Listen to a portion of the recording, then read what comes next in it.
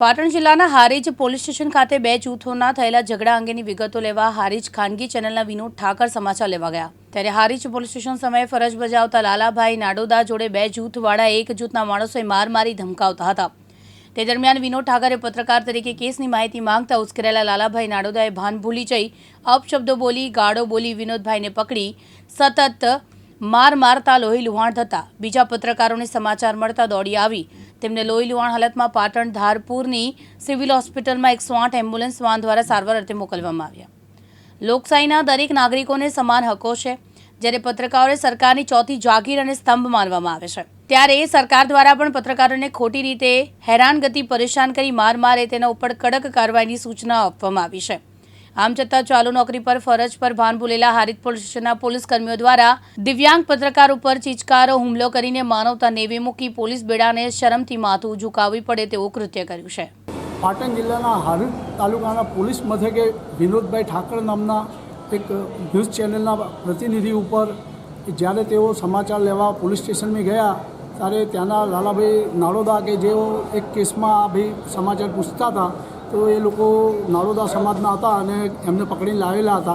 એ સંદર્ભે એમને પૂછપરછ કરી કે ભાઈ તમને કેમ માર્યો છે, તો પોલીસવાળા જે ભાઈ લાલાભાઈ હતા એ એકદમ ગરમ થઈ ગયા અને આને કીધું ભાઈ ચાલ તું બહાર નીકળ કે અહીં કેમ આવ્યો છે એમ કરી તેની સાથે વિભિષ્ય વર્તન કર્યું, માર માર્યો, લોહી લુહાણ કર્યા અને બહાર ફેંકી દીધા કે ચાલ અહીં આવ્યો તો કે તારી વાત છે એમ કરીને દાદાગીરી કરી અને લોહી લુહાણ કરતા સ્થાનિક પત્રકારો હારીજના ત્યાં આવી ગયા અને તેઓએ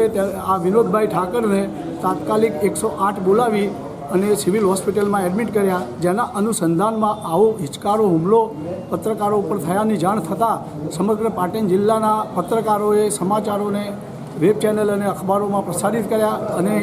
આજ રોજ બધાએ સામૂહિક એકત્રિત થઈ અને કલેક્ટરશ્રી તેમજ અહીંના ડીએસપીશ્રીને આવેદનપત્ર આપી આ ઘટનાને સખત શબ્દોમાં વખોડી કાઢી ફરીથી આવી ઘટના ન બને અને પ્રજા અને પોલીસ અને પત્રકારો બધા સાથે રહી કામ કરે એવી એક અભિવ્યક્તિ વ્યક્ત કરી, જેના સંદર્ભે કલેક્ટરશ્રીએ અને એસપીશ્રીએ યોગ્ય પગલાં ભરવાની નોંધ આપી છે। પરંતુ આ જે એફઆઈઆર નોંધવામાં આવી છે તેમાં કેટલીક કલમો નબળી અને નીકળી જાય કેસ એવી દાખલ કરવામાં આવી છે, જે સંદર્ભે આ આવેદનપત્ર ખાસ સજા થાય, એમને નોકરીમાંથી બરતરફ કરવામાં આવે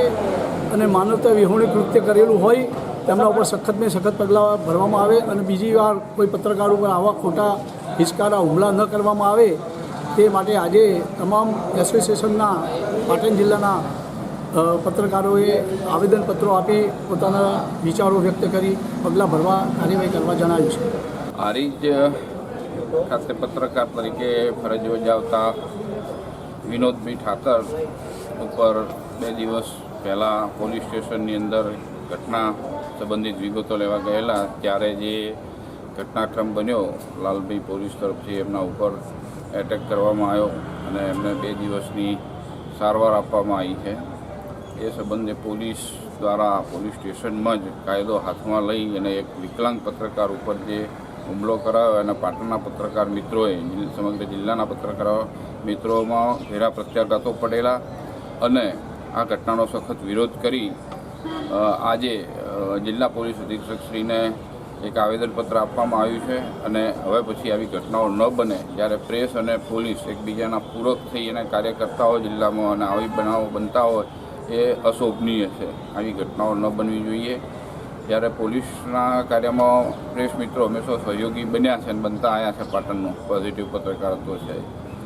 અને ત્યારે આ ઘટનાક્રમ બન્યો છે અને જિલ્લાના સમગ્ર પત્રકાર આલમે સખત શબ્દોમાં વખોડ્યો છે અને જિલ્લા પોલીસ વડા સમક્ષ મૌખિક અને લેખિતમાં રજૂઆત કરી છે કે આની ન્યાયી તપાસ કરવામાં આવે અને જવાબદાર પોલીસ અધિકારી જે છે પોલીસ પીએસઓ એના સસ્પેન્ડ કરવામાં આવે એ સંબંધે તપાસ કરી અને જિલ્લા પોલીસ વડાએ આજે ખાતરી આપી છે, ગુનો અમે દાખલ કર્યો છે અને એ અંગે જરૂરી કાર્યવાહી કરવામાં આવશે। હાર્દિક સોલંકી સાથે ઉપેશ પંચાલ, દિવ્યાંગ ન્યૂઝ પાટણ।